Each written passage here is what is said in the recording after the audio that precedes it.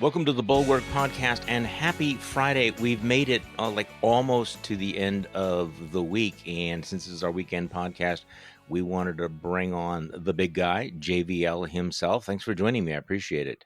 Hey, Charlie. It's tough doing these shows after the live shows, but that last live show last night with you and Mona and David Frum and Tim Miller, I think it might have been the best episode yet of Bulwark. We don't even really have a name for this thing we do every Thursday night.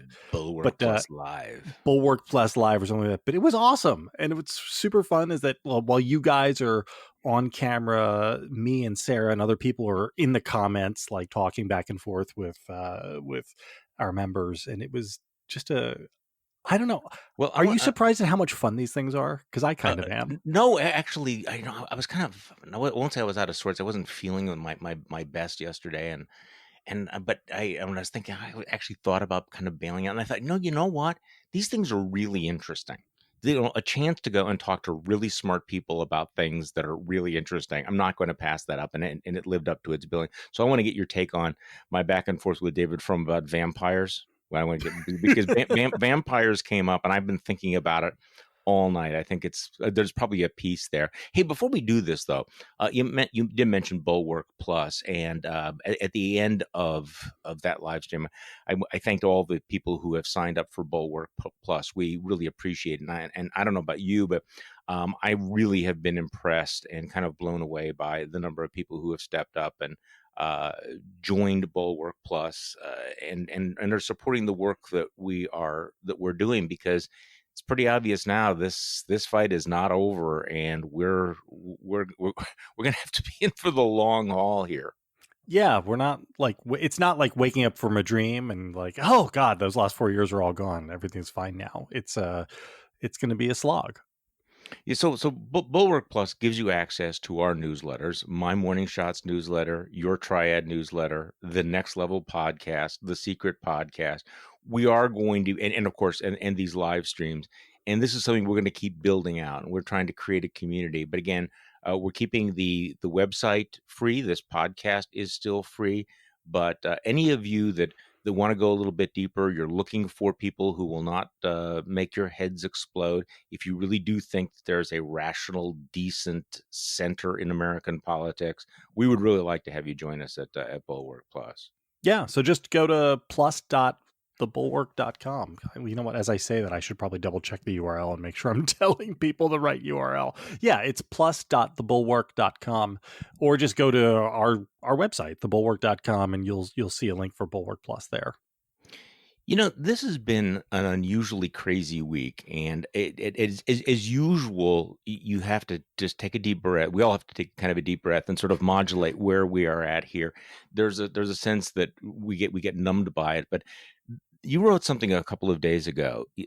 This was the week where you had to confront the fact that coups, in fact, are possible in the United States. I know that sounds crazy, but I can't get past the fact that the former national security advisor to the president of the United States is tweeting out a call to declare martial law, suspend constitutional rights, and bring in the military to run a new election. And everybody's like, yeah, well, can we just move on to the next crazy thing? I mean, there are people talking about things that if we would have predicted a year ago, we would have been accused of Trump derangement syndrome. Yeah, and this is the slow boiling of the frog in the pot, right? If you go back a year ago, 2 years ago, 4 years ago, which is when I first started talking about, after Trump took office, I said, we got to start thinking about his reelection here, because if the sitting president of the United States were to say the exact same things that candidate Trump said in the closing days of 2016, it creates a real danger, because this is then the guy who controls the military. And it's different when you're a sitting president. You have different responsibilities, and you have an insanely large amount of power. And if I had said then, hey, his former national security advisor will literally be calling for a coup. He will be calling to overturn the election, and for the setup of military tribunals in order to prosecute people who are considered enemies of the state. You would have said, no, it's not that great. Or you would have said, okay, if that happens, then it's really bad. And instead, we get here, and the sophisticated response is, it's just Mike Flynn. He's a clown. Don't worry about it. Yeah, everything is fine. Well, it's been like that. You have the president of the United States had a 45, what, a 46-minute speech where, again, he's pushing these just wild ass delusional conspiracy theories. And well, this is when I want to get to the vampires. Okay, we'll do the vampire thing now Yeah, because yeah. this is something I talked about last night and I put in my newsletter today. The Republican Party continues to be the Republican Party. They, continue to be in the fetal crouch, looking the other way, averting their eyes, doing their own thing, and so as the president goes out and he escalates his attack, and does the Hugo Chavez Dominion voting machine rigging thing, nothing, no reaction. He's lashing out at the FBI and the Department of Justice, nothing. Mike Flynn calls for a coup, pretty much nothing. There's death threats and everything, all of this crazy stuff. You have people talking about the North Koreans bringing ballots into in Maine, and everybody's like, whatever. And yet, then what you had down in Georgia, his folks, Sidney Powell used to be his lawyer, and this Lynn Wood say, you know what? If these voting machines are rigged, as we have been saying, as the president has been saying, we should refuse to vote in January until it's fixed.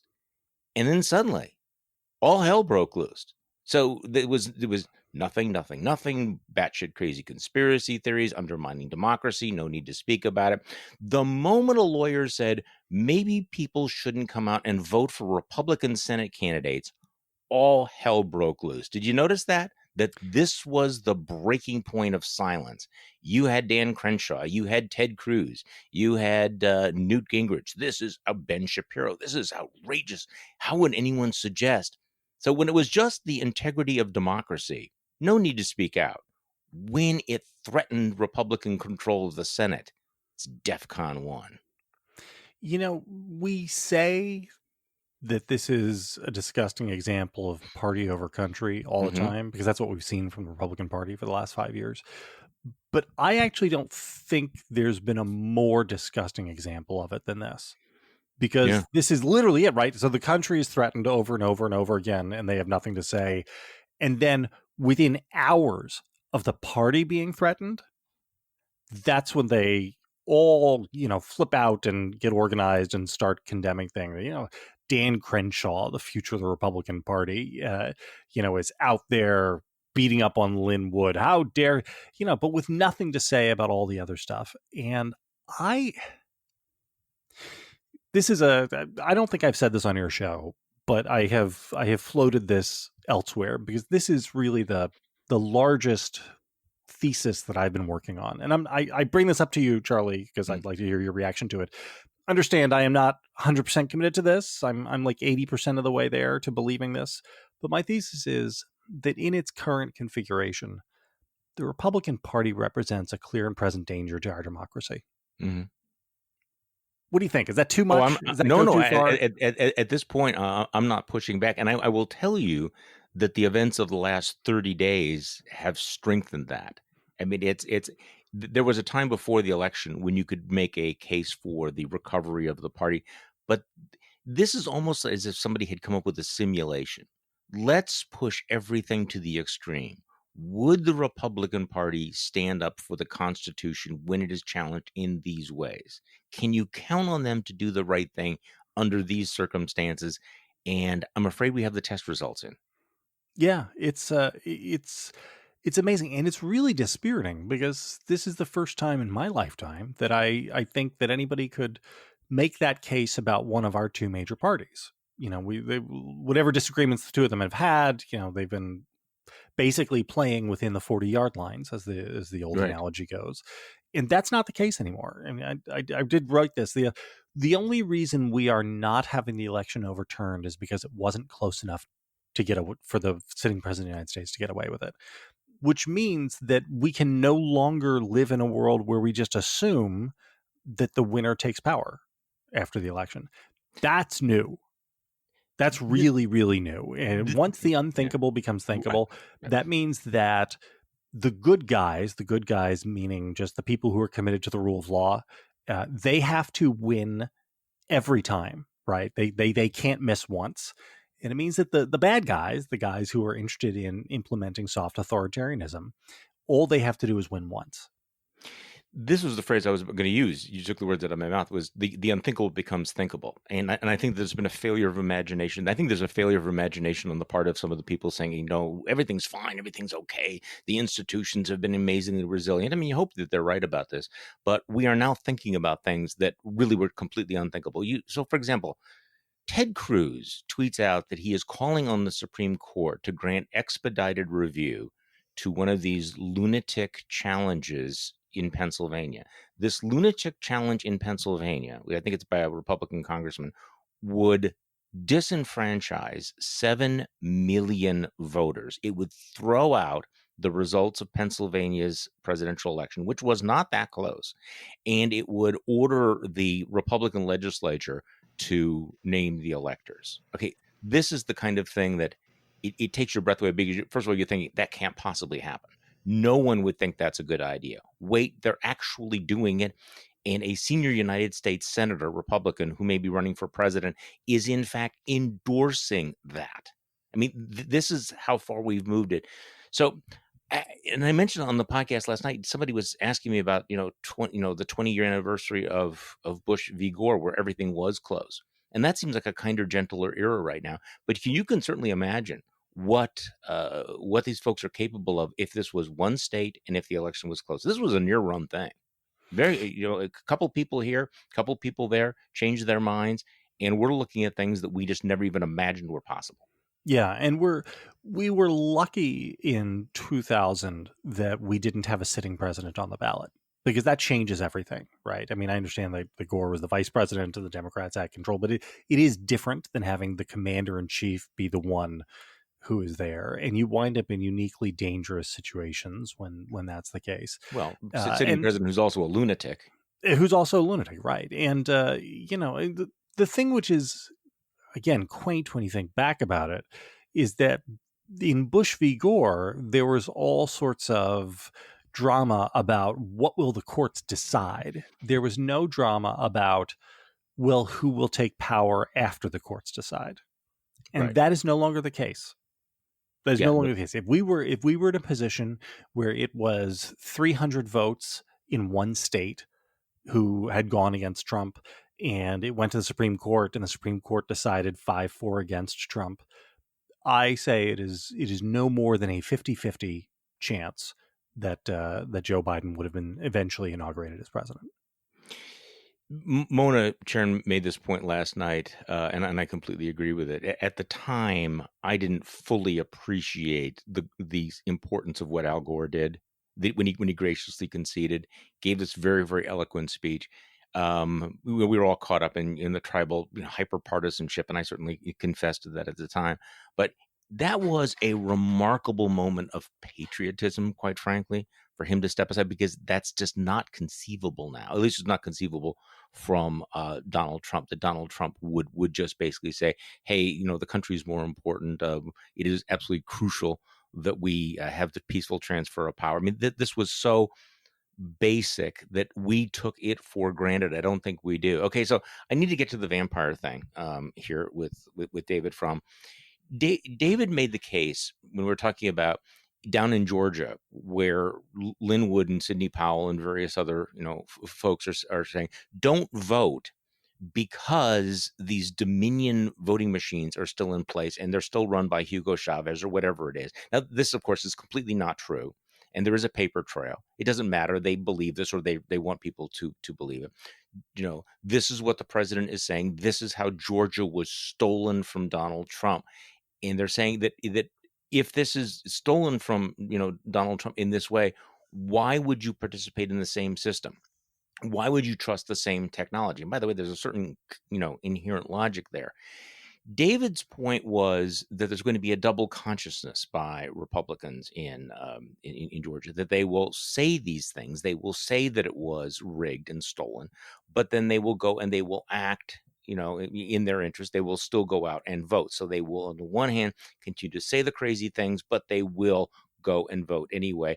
And the analogy he used was, you go to a vampire movie and you watch about the vampires, and you're all scared, and you're like, have a willing suspension of disbelief. But then you walk out of the theater and you realize, hey, there are no vampires. I'm not actually going to be afraid of vampires. I'm not going to change anything that I do in my life.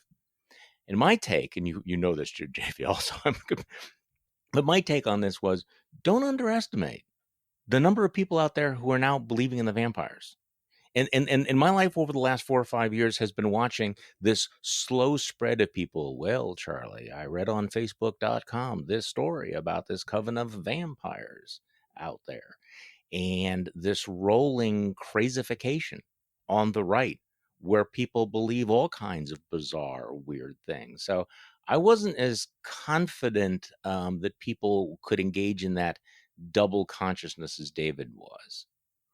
Yeah, I'm more with you than I am with David on this. And you watch, I mean, there is a certain aspect of conservative talk radio which was always entertainment, right? You were Yeah. there for because you just like got jazzed by beating up on the bad Democrats, because they were the bad guys. And it's the same as listening to sports talk radio, where in Philly you could spend hours on Philly sports talk radio just talking about how terrible the Yankees were, right? Everybody loved it because Yeah. the Yankees suck, and Phillies rock. And but that has changed, and I think it probably started changing right around the time of the 2000 election, and that followed by 9/11, followed by the creation of the internet, followed by the basically the ability for people to live in total information silos, created a world where it was no longer entertainment, it was lifestyle. And that's different, right? I mean, because once it's lifestyle, then it becomes part of your personal identity and who you are. And that's when you start really believing it. So is that how people become crazy? And I apologize if people think that I've brought this up too often on the podcast, but you know, I keep asking this question. So Michael Flynn or Eric Metaxas, who's this Christian broadcaster who was on with Trump earlier this week and said, "We will die for you because you are God's anointed." I don't, and did you ask the question? So if Joe Biden is sworn in, will Joe Biden become God's anointed or how? Yeah. Okay, were these guys always crazy, or has Trump broken their brain, or is it this process of just transferring your identity into these crazy ideas? Because there's no question about it. There's this vast vortex that takes people who may have been, little, had some issues, but were otherwise kind of normal. And now you go, how the hell did you get from A to B? What happened to you? And for the people listening, I mean, you probably have a friend or an uncle who is like, well, I was reading Facebook and did my research, and we the people have discovered that in fact vampires do run the election system in Michigan. Yeah, I this is a very persistent human question, and it encompasses politics, but it also does not encompass politics, right? I mean, we all know people in our lives who like have breakdowns, right, Mhm. and go crazy. And I mean this in the not clinical sense, maybe, but the certainly uh, the normal sense that we would get from Yeah. this, which is somebody who goes out and buys a crazy expensive sports car as part of a midlife crisis, and then the next thing you know, has left his wife and kids and then moved to a yurt somewhere, right? I mean, this is like we know this, and we're like, oh boy, did you see what happened to Bob? I can't Mhm. believe that Bob went nuts like that. And we see it in politics now with guys like Michael Flynn, who, spent his entire career as a pretty high level military guy, had lots of important responsibilities, and now calls for a coup and military tribunals. And so you say to yourself, were these people always Yeah, like that right. and they were just passing? No, we didn't realize they weren't put in a position where we could realize how crazy they were, or did something happen in them and trigger? This is a topic I talk about often in my newsletter, and one of the responses I have gotten from readers, because I always say to people, "What do you think about this?" Because I'm interested. I don't have a firm answer. Is that age has something to do with it, and that also, and this is just a brain chemistry thing, right? As you get older, you look at Rudy Giuliani. I don't want to beat up on the guy. Go ahead. Rudy Giuliani clearly has some medical problems, Oh yeah. uh, and I don't say this to be cruel, but he is not. he is not all there. Now, he may have been crazy back when he was 50 years old too, but whatever is happening right now, he just isn't fully together, and it's a little bit cruel to keep rolling him out like this. Yeah, he's Um, one of the classics. If you ever read a book on dying too late, it would be yeah, him because yeah, he passes away shortly after 2001. Every town in America would have a school named after him. There'd be yeah. parks They named probably after renamed him. LaGuardia Airport for him or something, right? Exactly. We'd be flying into Giuliani Airport. Yeah, And now it's like the speculation is, will he get pardoned? Is he going to be indicted? Is he going to end up in the loony bin? Is yeah. he going? Is he? I mean, the man is, and I'm sorry, and because we're having this high level conversation, the man is not only becomes himself. He goes to that Michigan hearing, and he's farting in public. He's It's sitting next to right drunk women who are with making. the dye running down his I know face. it's just It's stop. really now part of this. Honestly, I mean, if we can be serious about this, part of this is substance abuse. I'm not talking about Rudy in specific, right? But one of the things that is a common marker in people that we meet in life who suddenly go crazy, a lot of times that craziness is really just that they've started drinking too much or they've started on pills or something. Hmm. Um, but I don't know. It seems like it happens at a higher rate than I would have expected. But maybe that's just because we live in the sort of, our rarefied air. If you really ever want to understand what the world really looks like in the aggregate, like you have to go to the DMV or go to the emergency room. Yeah, Right. I And those are know. the two places where you actually see, in my previous life where I wanted to be a doctor, I spent a lot of time in hospitals and working in ERs and stuff. And the nurses would always tell me, yeah, 10% of the country is insane. I'd be like, really, 1 in 10? That seems Mm. high. And they were like, no, just hang out with us. And I came away from that time believing, yeah, maybe 1 in 10 is about right. Because you just see the broad cross section of humanity. And maybe that's what it is. But it's awfully disconcerting. And It the thing that is. I found the most disorienting over the last 5 years, uh, a lot of the people who went crazy are people who I always basically thought were nuts anyway, like the Joe DeGenevas and Vicky Tonsings of the Hmm. world. They didn't come across my radar until like 2000. And the first time I met Vicky Tonsing, I was like, this woman is batshit insane. I don't know why all of the people from her cohort in Conservatism Inc. make nice with her and pretend that she's a serious person, but she's clearly not. Um, but there have been people like, the Dennis Pragers of the world and the Bill Bennetts of the world who, when you look at who you would not have expected Yeah. this from, and I find that disorienting. I And find that very disorienting, and I've talked about. I mean, I have all the Bill Bennett books. The Book of Virtue sitting right here, America: Last Best Hope. The Book of Man, and that's a different kind of crazy. Well, I this is why the yeah, many organizations have forced retirement. I think, yeah. honestly, right? When Well, in the Catholic Church, you have to submit your letter of resignation. I think it's at age 70, and the Pope will just hold on to it. But just as a matter of course, because people get funny as they get older. Maybe that's but I part of also it. know young people who are kind of crazy. I was looking up the story about the New York. Let me see if I can find this one because the New York, where is this? Because the New York young Republicans held an event and they had this. No masks, no social distancing whatsoever, and the story says that they had originally invited Sarah Palin to be their keynote speaker, but she bailed out on them. So they got Matt Gaetz to come up. And it's like the alignment of all of the kooky planets. And these are That's young people. It's the Charlie Kirk world. And one part of it is they're grifters and they're like, it's all for the lulls and everything. But this politics of paranoia has been around for a long time. And there is an attraction to the conspiracy theories and the extremists, the secret knowledge that the world becomes understandable, that you are an insider, that you have some grounding for your identity and for your resentments and the people that you hate. But it has gotten out of hand.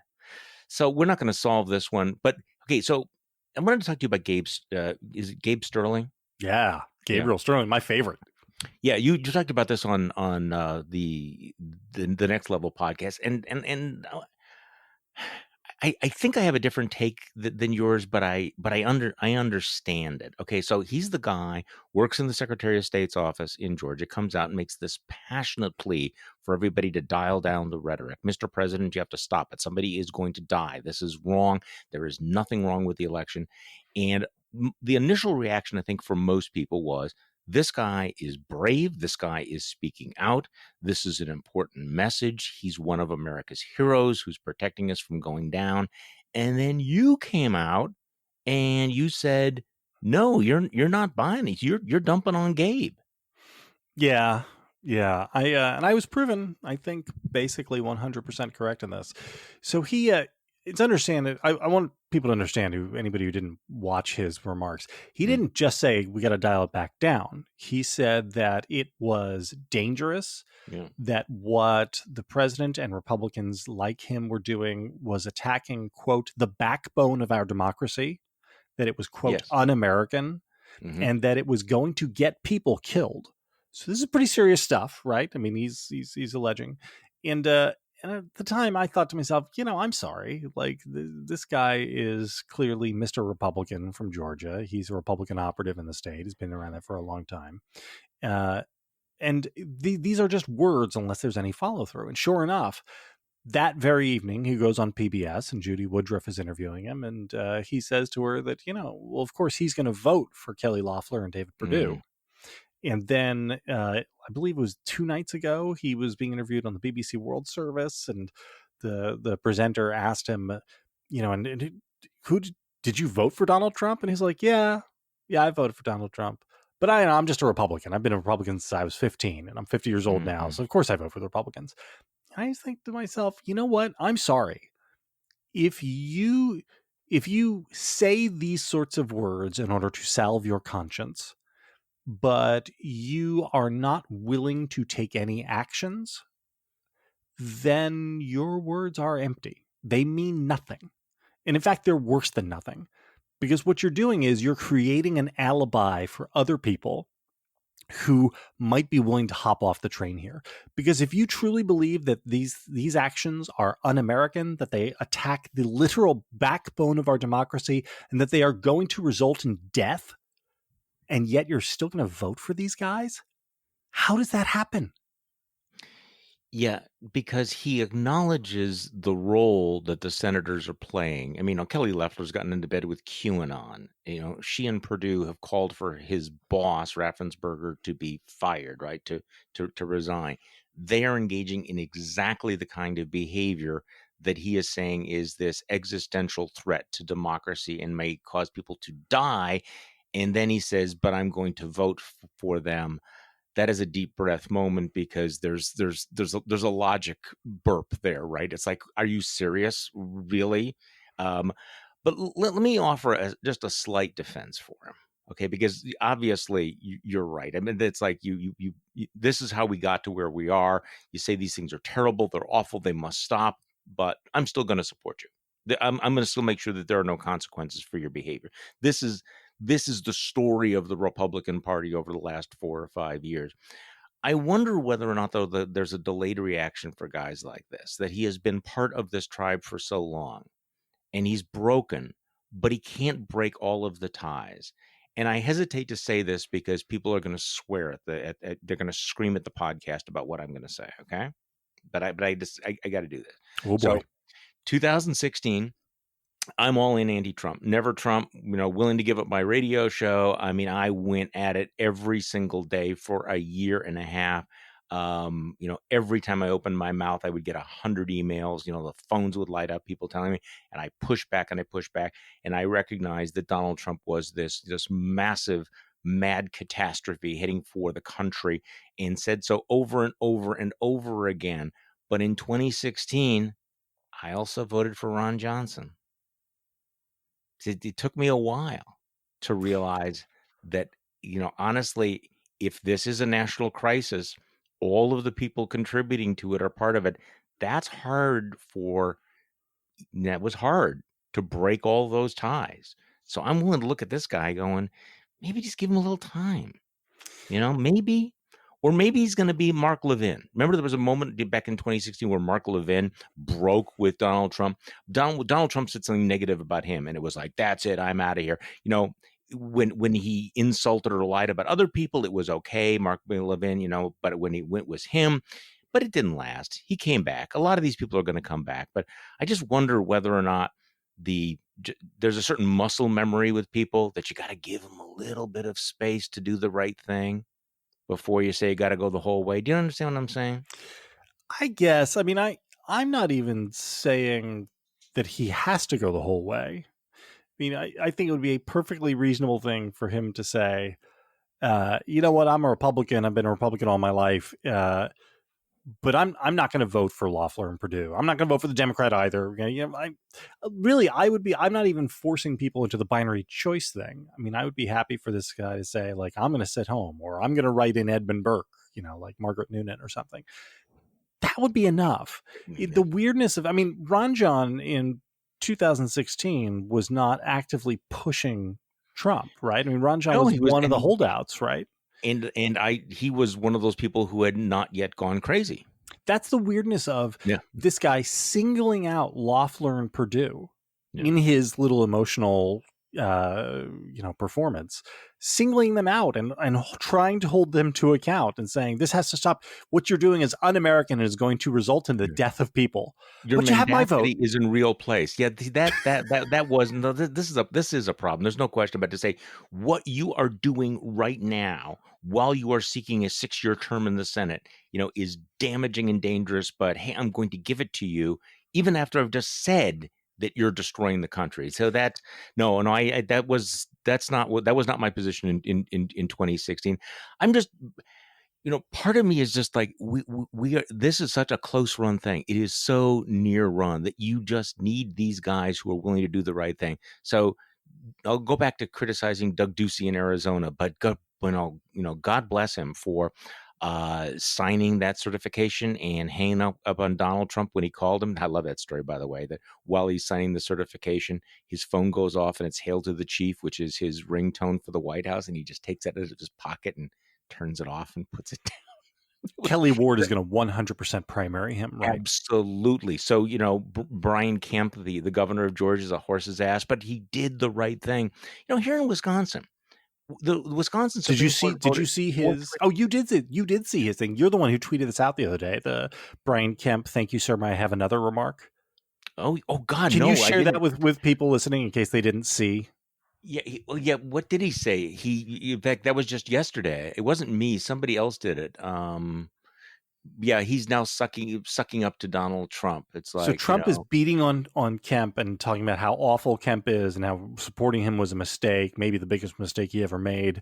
And Kemp's response to this is, the president's a fighter. That's what we love about him. And he and I have gone head to head sometimes, but nobody has supported this guy the way I'd.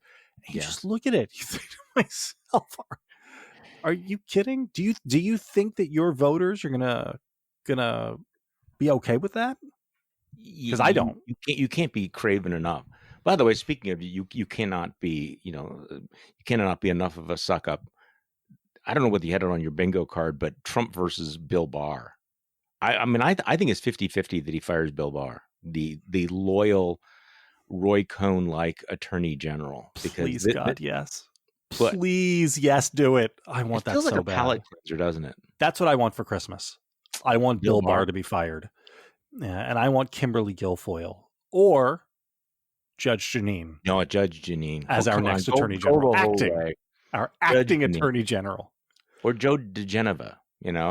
Somebody like that. Or Rudy himself. Just name Rudy. Put him in there. Just do it. It would be the best. It would be the best. So what do you think is going on with Bill Barr? Did he just reach the point where he says, my conscience won't allow me to do this? Or did the institutional structure of the DOJ basically say, Mr. Barr, we're just going to blow this place up if you keep acting like this? Well, I think there just isn't anything for him to give. I mean, this is the problem. The problem was what we have was probably on the scale of American elections, one of the least irregular elections ever. Like things went pretty well. I mean, people say no elections are perfect, right? This is, in fact, there's always fraud. There are always This is Bill Barr. satchels of votes that get lost, and think like that just happens. But it happens in both directions, and over the course of 150 million votes or 130 million votes, everything sort of equals out. This seems to have been a pretty normal election, probably more normal than almost all other elections in terms of how it was carried out and counted.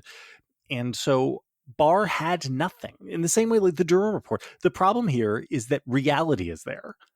And it is one thing when you Yeah. live in the world of media, but when you live in the world of the law, there there is a problem with denying reality. And we've even seen this from the president's legal team, right? I mean, they can say one thing on Newsmax, but then Yeah. when they go into court, they can't say that thing because there's liability for it.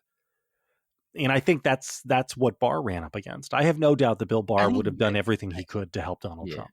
I think you're giving him too much credit, but maybe you're right. And by the way, the difference between what they're willing to say on social media and in these fake hearings and what they're willing to say in a court of law is pretty dramatic. I don't know that there's any way that you can deprogram the people who believe that this election was stolen, but one talking point that I will definitely try is that if there was so much fraud, why were they not able to prove a single case of fraud in any courtroom anywhere in America, having filed dozens of cases? But there's always an answer to all of that.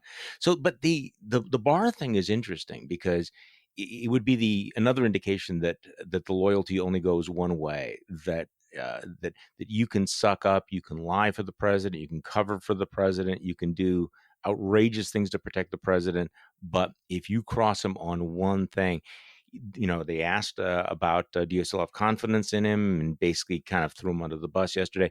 But that moment yesterday where the White House liaison, the basically Donald Trump's eyes and ears in the Justice Department, was thrown out of the building, thrown out of the Department of Justice because he was asking for sensitive election material. They threw him out. Now they couldn't have done that without Barr's, green lighting all of that, and that struck me as that's shots fired, man.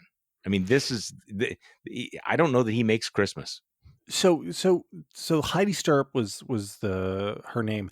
I wonder whether or not Barr did sign off on that. Mm. Honestly, Who else so to this throw is a her real out? question. I don't Yeah. know enough about the internal workings of DOJ to know whether that goes up some separate chain within career, or whether that becomes the AG's decision. I don't know.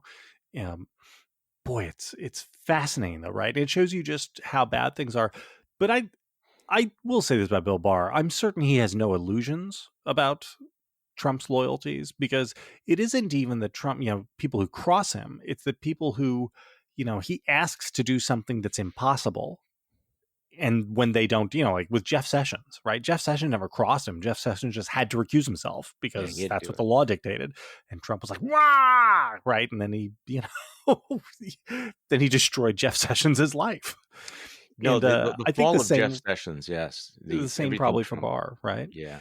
So, what we haven't talked about today, and I always feel guilty about all of this, is what's happening with the coronavirus. You were on this early in terms of the trend on this. It is worth remembering that in April, if somebody would have said you may be looking at 300, 400,000 deaths by next spring, people would have thought you're out of your mind. The president said it was just going to disappear magically. Give me your sense of where we're at right now. I mean, there are the optimists who are saying, look, the the vaccine is coming. It's going to be widely available by first quarter, or at least by mid year 2021. It's going to be happy days are here again, and yet we are right now, the day we are talking, as many Americans are dying of the coronavirus has died on 9/11 every single freaking day. They're talking about 19,000 Americans dying the week of Christmas alone. It is horrific. Half the country has completely given up on all of this. So give me your sense of where we're going, because it's going to get a lot worse before it gets better, if it ever gets better. Which it will Yeah. get better at some point. Well, it'll get better at some point. I mean, so we are headed towards a period of almost unimaginable tragedy. Uh, Mm.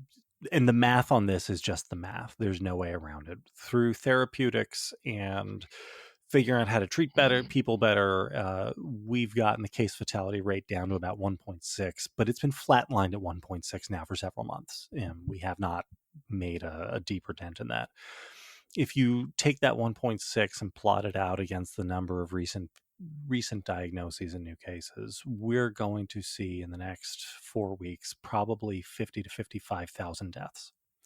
This is my back of the envelope math. I mean, I may be off a few thousand one way or the other, but that's the order of magnitude. And I just can't emphasize enough to people that the moment when you can finally see the light at the end of the tunnel is actually the moment to put your foot on the gas in terms of all the prevention stuff you've been doing, not the other way around. You do not want to be the last person to die in a pandemic, right? And Yeah. protect, especially over the holidays, protect the people who are older. And when you look at the numbers again, that 1.6 case fatality rate is misleading in a sense because it's radically different from if you're 30 or if you're 50. And people who are 50 to 65, which is not old. I mean, Mhm. I don't think of 50 to 65 as being old really anymore. Their fatality rate is quite high. It's I want to say 6 or 8%. I don't have the Mm. numbers in front of me right now.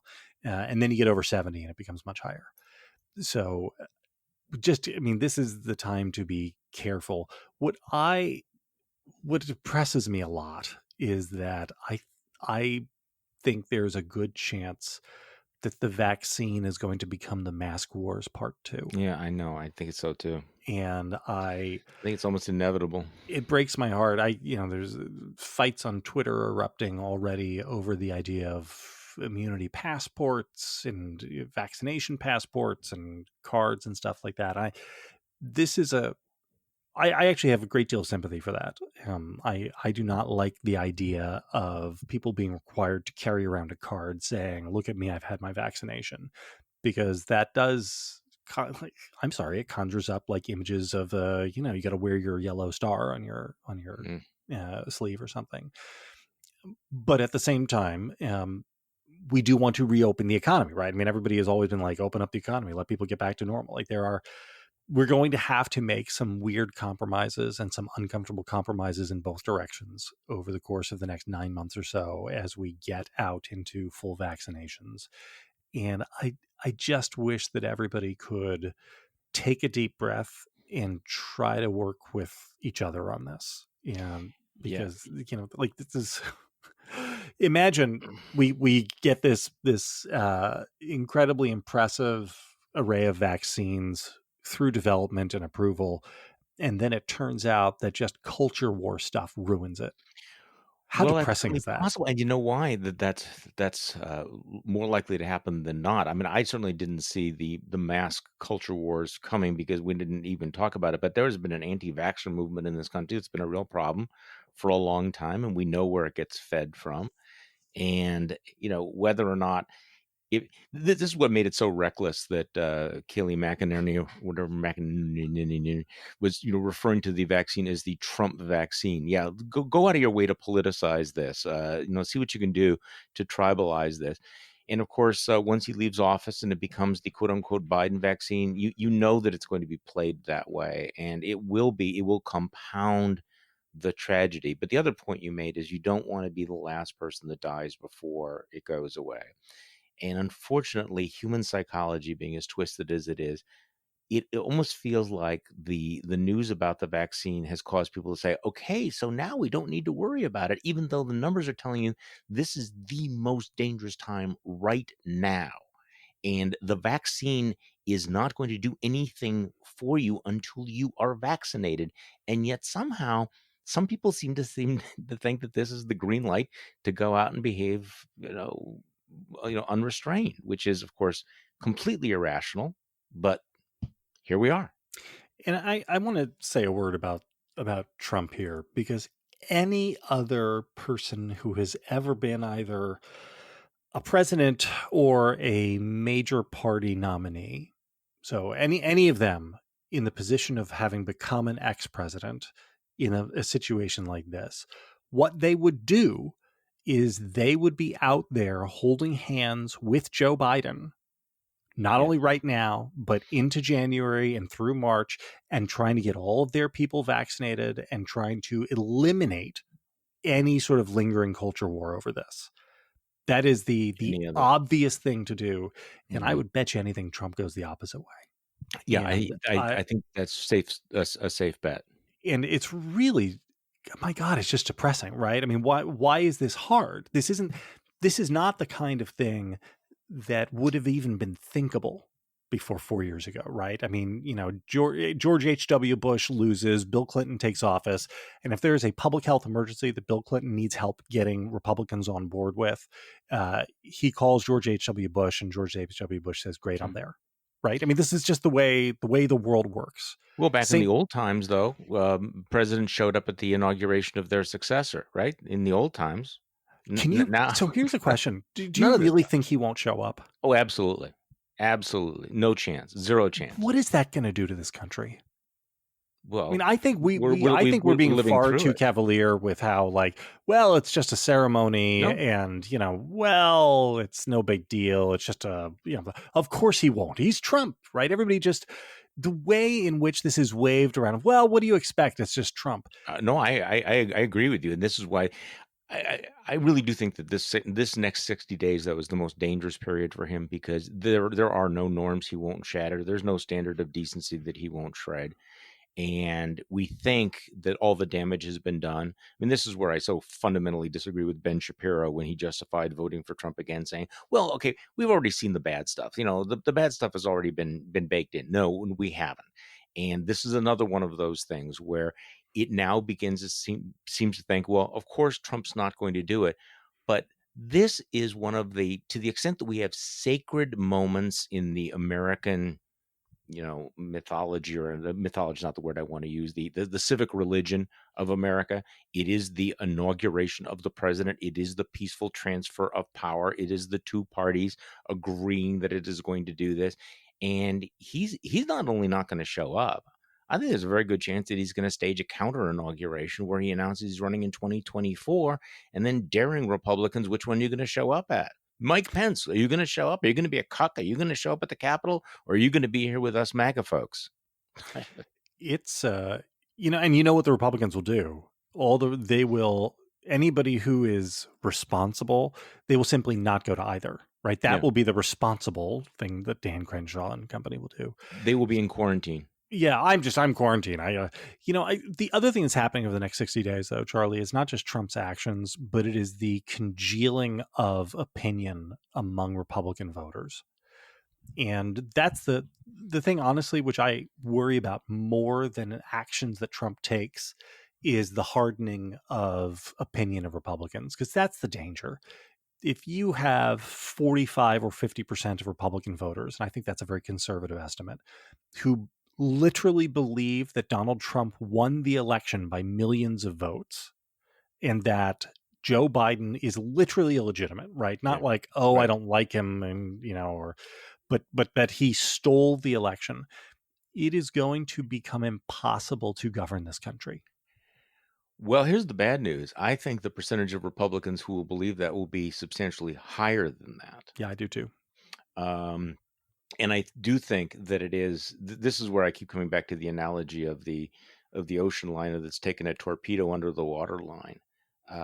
Yeah, at least on the surface, we're moving along and we have the transfer of power. But if you have half the country that no longer believes in the democratic process, then something fundamental has shifted, and it may be permanent. And this, of course, was, and I'm sorry to go back to the "we told you so." This is what the Never Trumpers were arguing from the beginning, that you cannot make a deal with someone like this. You cannot surrender every principle, every shred of decency, just because you might get the tax rate you want, just because you might get a federal judge. Um, and yet, and David Frum makes this point: when you try to talk somebody out of, somebody's been conned, and you try to tell them they've been conned, the most likely result is they're going to hate you for calling them out, as opposed to making them great, them than being grateful that somehow you've pointed out the mistake. So yes, we keep going. We have not hit bottom yet, and I don't think we're going to know the damage for a very long time. I mean, honestly, I think that the fallout from this, the hangover from this, has to be measured in decades, and not just in the last 4 years. I think it's going to have a we're going to have precedents that we're going to be talking about in 2030, 2040. Well, you will be talking about in 2040. I'm going to be living in Costa Rica by then, sitting on the beach. But okay, so on that dark note, um, hopefully we do get this vaccine. Hopefully the economy recovers. Hopefully Joe Biden is able to ride that to have some sort of a restoration of normalcy. Um, David made a point last night. He said that the best thing that could actually happen to Joe Biden is the Trump 2024 campaign, because it means that his weird coalition stays intact. The weird, coalition that ranges from Angela Davis to Bill Kristol stays intact, and there'll be that focus. I'm not sure he's wrong about that. It's terrible for the Republican Party. I think it might be terrible going forward for a lot of those folks, but at least for Joe Biden, it will keep the focus on, at least, you know, on the least palatable alternative. As a political matter, that is possibly correct. But on the other hand, what is good for Joe Biden is not necessarily good for America. And having a chance of Donald Trump winning another election, oh my God, is bad for America. And so this is one of those situations where I basically agree analytically that Joe Biden's chances for reelection are best running against Donald Trump, but that the possibility of a Trump victory makes it absolutely not worth it for everybody. But that doesn't matter to us anyway. I mean, he's gonna, if he runs, then he is going to be the nominee. I think it's more likely that I would bet the run money. Well, because again, when I first raised this and people scoffed, as I said, okay, well then tell me who's going to run against him and beat him. Yeah, give me a name. You have to come up with a name. No, I agree with you. I think the most likely scenario is he says he's going to run. He teases the run for 3 years, and then at the last minute, he tries to install John Jr. because he doesn't want to do it himself. But at that point, again, I just don't know who would be willing to go against him. Right? Who's gonna be the first person to try to take a shot at the throne? And Nikki Haley. People who think that Republican voters, having had pure uncut MAGA for what will be 8 years, are going to then suddenly take nice Talbot's lady Nikki Haley as they absolutely not. Don Jr. could in theory be attacked from the right as being somebody who isn't willing to go far enough and can't go hard enough to really bring about his father's legacy. And so you could see some famous person who is exceptionally good at talking to people coming and going over the top with more MAGA than Don Jr. is in theory. But the idea that Tom Cotton or Josh Hawley could swoop in at the last minute to take the nomination is, I think, just absolute fantasy. Zero. The other thing, and this will getting in touch with my more cynical side, it is interesting watching a lot of the anti-Trump folks who had been, spent the time running cover for Trump over the last 6 months, now being completely horrified by his behavior in the election. But my prediction, they're all going home. If it's Trump 24, they will find their way back onto the train. And you know who I'm talking about, right? The guys 2024 will be the most important election of our lifetimes. And if we don't stop Joe Biden this time, or, don't stop Kamala Harris this time, well, then our country will be over and this will have socialism, right? I mean, it's evergreen, right?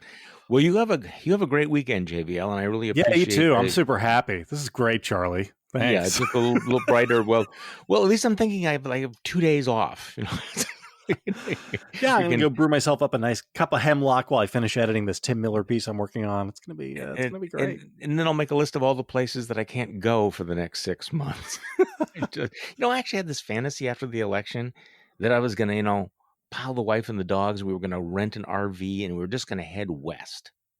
I just Ooh. had this fantasy that we would go and, we wouldn't have a schedule, and we were just like, okay, we're gonna head toward the Dakotas. Maybe we'll head south and we'll go, down there. We'll go down to, Arizona, and then maybe up the West Coast. This was fantasy of getting away. And instead, I'm going out and play with ball in the driveway with the Yeah. dogs. That's what I got. So, Uh, all right. Well, thank you all for listening to the Bulwark podcast. I'm Charlie Sykes. Enjoy the weekend. We'll be back on Monday, and we will do this all over again.